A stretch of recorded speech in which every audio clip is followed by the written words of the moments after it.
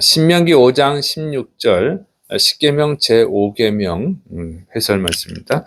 자, 이제 부모를 공경하면 복을 받는다는 것입니다. 신명기 5장 16절 너는 내 하나님 여호와님께서 명령한 대로 내 부모를 공경하라. 그리하면 내 하나님 여호와님이 내게 준 땅에서 내 생명이 길고 복을 누리리라. 이제 하나님은 부모를 공경하라고 명령하셨습니다. 그리고 부모를 공경하는 자에게 복을 주신다 그랬어요. 오늘 본문을 보면은 이제 땅의 복을 주시고 장수의 복을 주시고 번영의 복을 주신다는 약속입니다. 그러니까 내게 준 땅에서 내 생명이 길고 복을 누리라. 이 말씀이 땅의 복, 장수의 복, 번영의 복입니다. 자, 이제 그래서 이 약속을 하셨는데 정말 성경을 보면 부모에게 효도한 사람, 부모를 공경한 자에게는 복이 내려졌어요. 그래서 하나님 복을 주셨습니다. 그래서 아브라함의 아들 이삭이 복을 받았어요. 그래서 대표적인 게 뭐 100배, 농사라면 100배의 복을 받았습니다. 그리고 야곱의 아들 요셉이 또 복을 받았어요. 효도해서. 그래서 노예로 팔려갔지만 이집트의 애굽의 그러니까 국무총리가 됐습니다. 또 이세 아들 다윗이죠. 다윗이 효도를 했어요. 그리고 이스라엘의 가장 위대한 왕이 됐습니다. 또 모압 여인 룻이 있죠. 룻이 또 복을 받아서 베들레헴의 가장 큰 부자 보아스와 결혼하고 또 이 다윗의 조상 또 예수님의 조상이 되는 이방 여인인데도 불구하고 그 다윗의 조상이 되고 예수님의 조상이 되는 복을 받았습니다.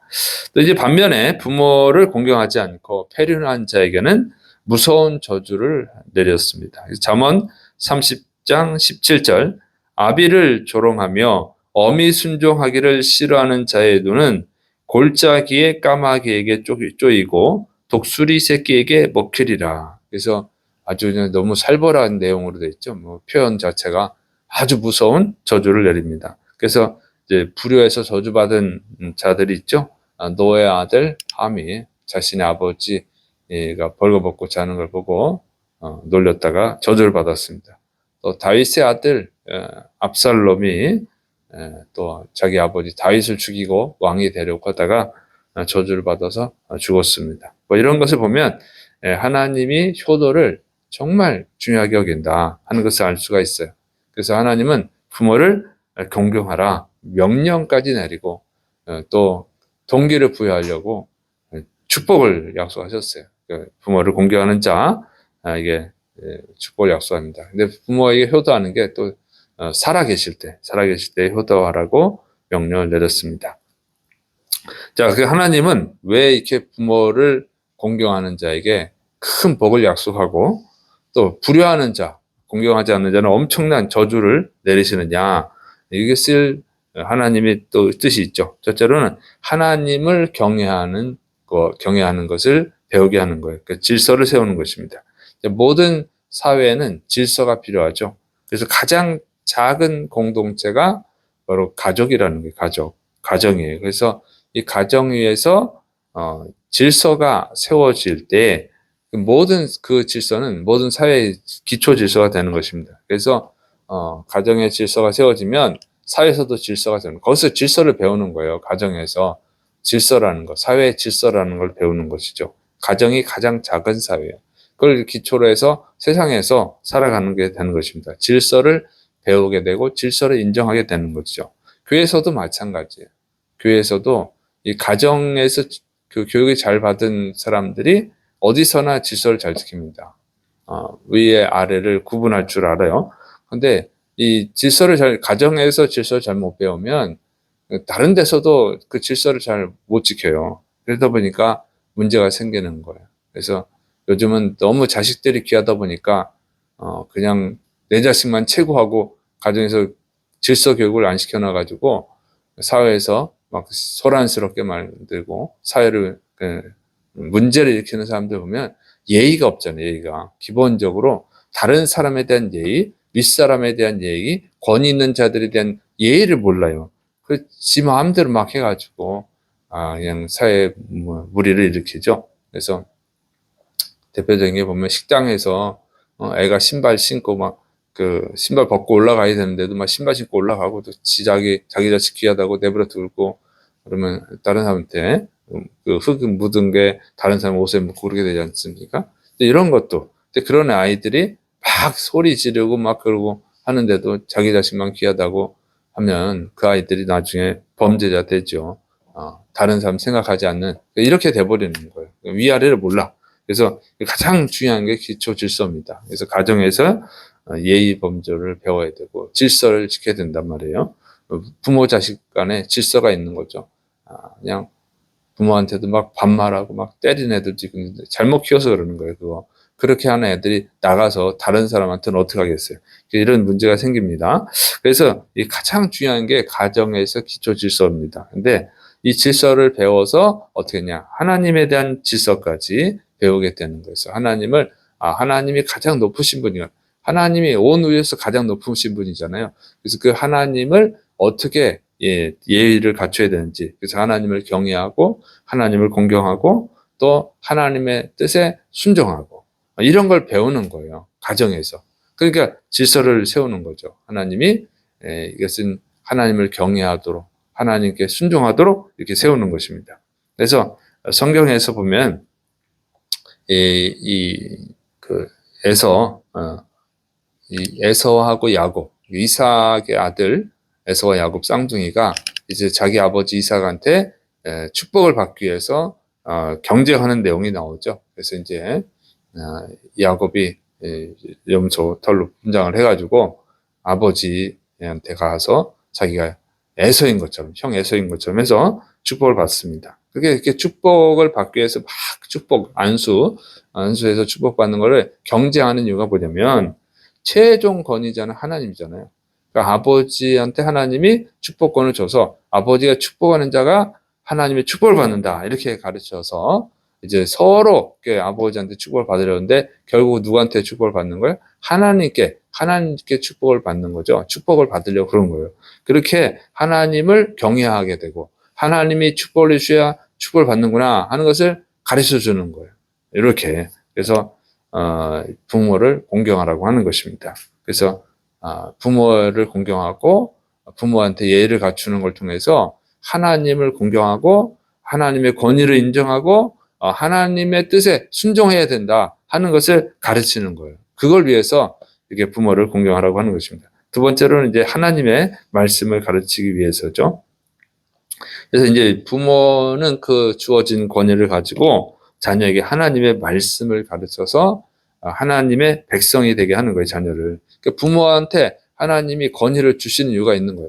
부모에게 권위를 주셔야 부모의 말에 순종을 할 거 아니에요. 그러니까 하나님의 그 주어진 권위를 가지고 하나님의 말씀을 가르치게 한 거예요. 신명기 31장 13절. 또 너희가 요단을 건너가서 차지할 땅에 거주할 동안에 이 말씀을 알지 못하는 그들의 자녀에게 듣고 내 하나님 여호와님 경외하기를 배우게 할지니라. 신명기 32장 46절. 그들에게 이르되 내가 오늘 너희에게 증언한 모든 말을 너희의 마음에 두고 너희의 자녀에게 명령하여 이 율법의 모든 말씀을 지켜 행하게 하라. 그러니까 이제 부모한테 권위를 줬어요. 그래서 그 권위를 가지고 하나님 말씀을 가르치라는 거예요. 하나님 말씀.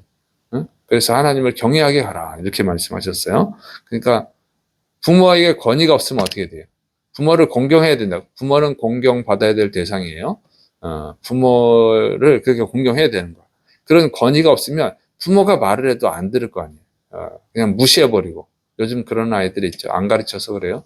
그러니까 그 부모의 말에 순종을 해야 된다 하는 걸 가르쳐서 그 부모로 하여금 하나님의 말씀을 가르치고 그래서 하나님께 순종하게 만드는 거예요. 그래서 육신의 부모도 공경해야 되지만 근본적인 부모는 이제 하나님이잖아. 하나님이니까 결국 하나님 말씀을 가르치게 하는 거예요. 그래서 부모가 하나님 말씀을 가르치면 거기에 권위가 생기고 축복이 있습니다. 그런데 부모가 하나님 말씀을 안 가르치고 엉뚱한 것만 가르치니까 문제가 생기는 거예요. 안 믿는 가정은 어쩔 수 없죠. 안 믿으니까. 그러나 하나님을 믿는 가정은 부모가 하나님 말씀을 잘 가르쳐야 돼요. 하나님을 어떻게 섬기는지 이걸 가르쳐야 되는데 예수님 믿는 가정은 이거 안 가르치고 엉뚱한 것만 가르치니까 예수님 믿는 가정에도 문제가 생기는 거예요. 그러니까 이스라엘 보면 정말 하나님을 잘 믿는 가정, 정통으로 하나님을 믿는 유대인들은 이런 불효자식이 없다는 거예요. 왜냐면 하나님 말씀이 부모에게 효도하면 복을 받고 부모에게 불효하면 저주를 받고 이렇게 돼 있으니까 기본적으로. 그래서 부모는 말씀을 잘 가르쳐야 됩니다. 그다음에 세 번째로는 행복한 생활을 위해서입니다. 하나님은 그 부모를 공경하라고 하는데 살아 계실 때 공경하라는 거예요. 살아 계실 때 효도하라고 되어 있어요. 이것이 다른 종교랑 근본적으로 다르죠. 그리고 정말 행복한 가정을 만드는 합리적인 명령입니다. 왜냐하면 이 부모가 돌아가신 후에 제사를 정말 잘 차려드리는 분들이 있죠. 그런 종교가 있어요. 그래서 제사를 부모가 돌아가셔도 까먹지 않고 꼭 그 제사 날을 지켜서 또 제사를 드리죠. 명절에 또 제사를 드리죠.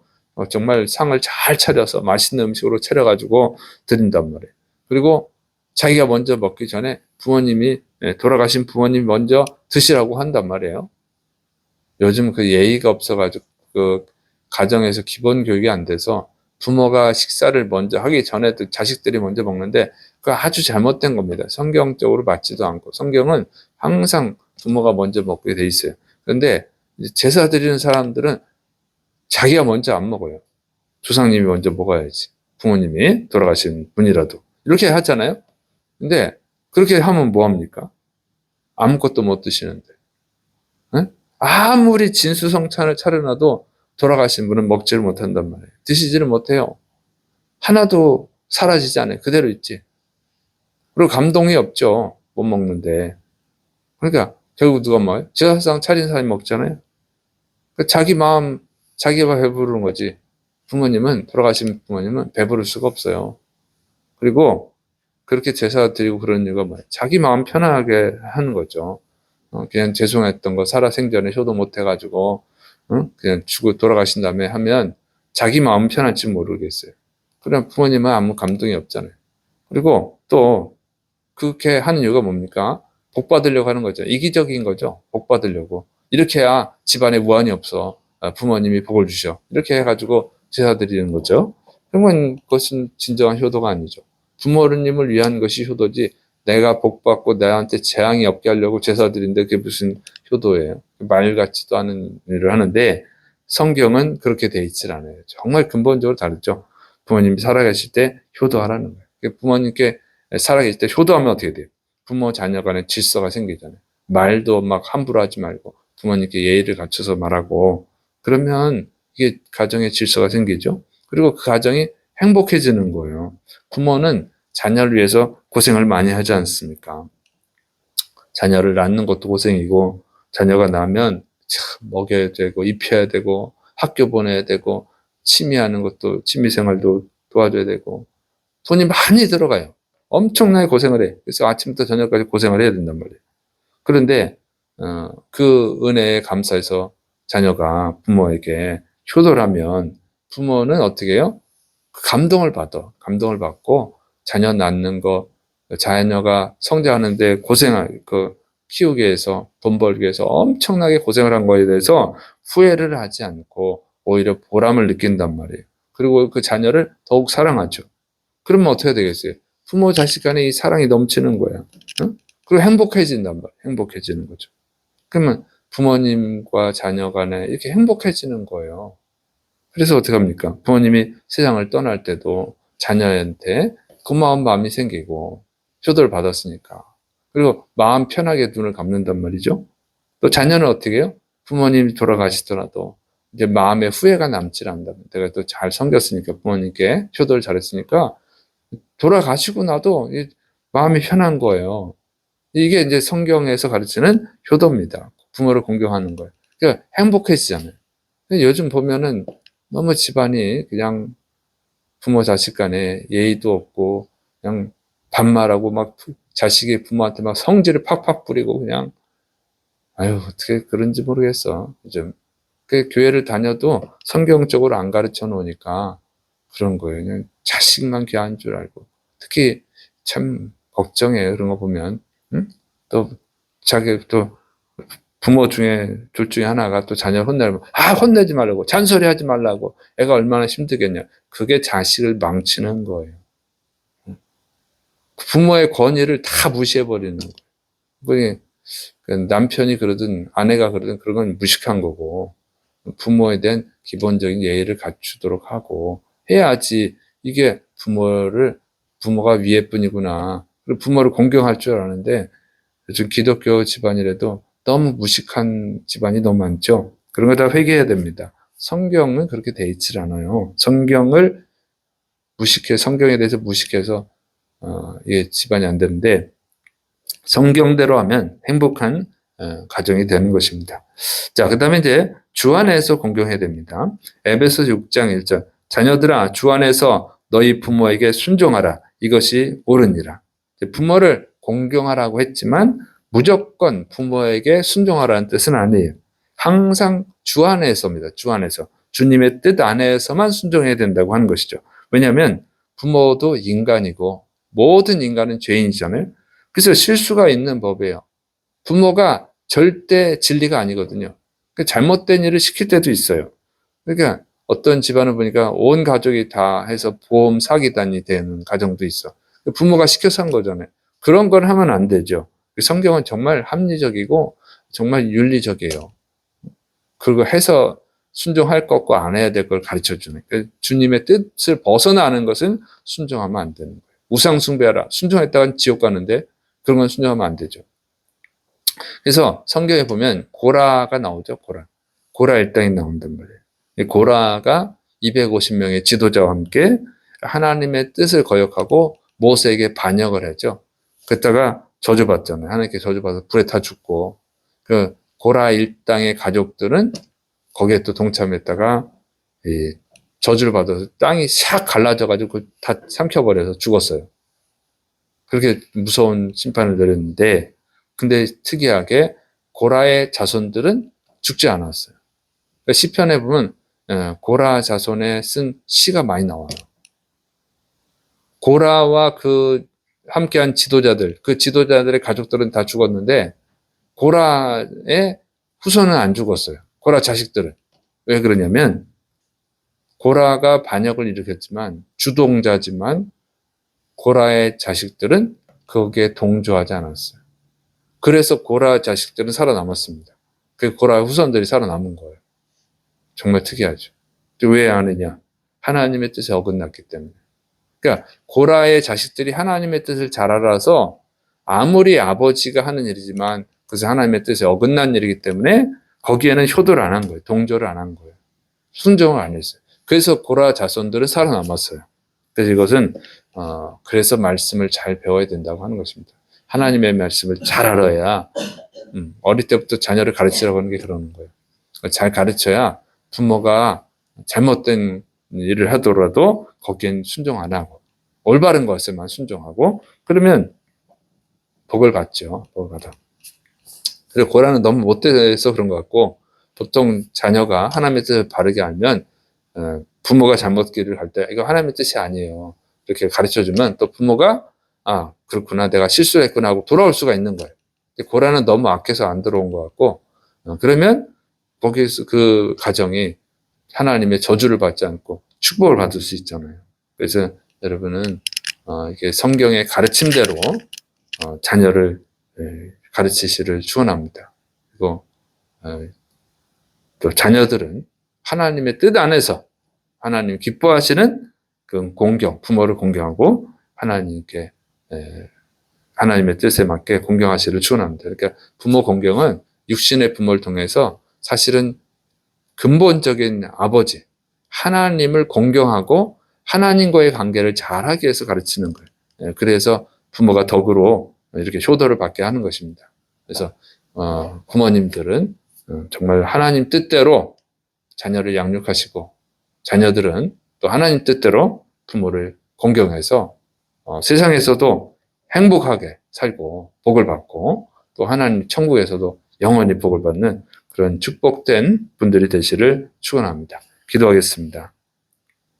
사랑이 많으신 하나님 아버지 부모 공경을 하나님의 뜻 안에서 할 수 있도록 붙들어 주시고 부모 공경을 통해서 하나님과의 관계에 또 잘 정립하고 하나님께 순종하고 하나님을 경외해서 또 복받는 그런 가정들이 되게 하여 주옵소서. 주께서 역사하심 믿고 예수님의 이름으로 감사하며 기도드립니다. 아멘.